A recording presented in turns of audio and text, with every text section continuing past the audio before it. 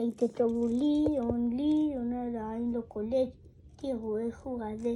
הטבור שלו בולט, אפילו את האולטי, ויוצא מהשיחים, ואז הוא מתגנב.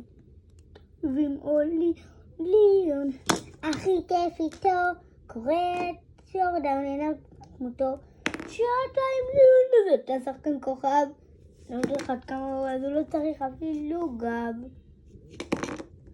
אחלה של ליאון, גרילנדה פיניטו, דמות אגדית בינינו, וקטן בן מלכנו.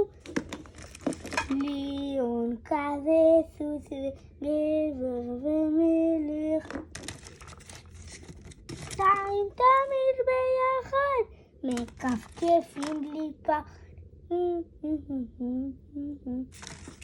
איזה טוב הוא ליאון.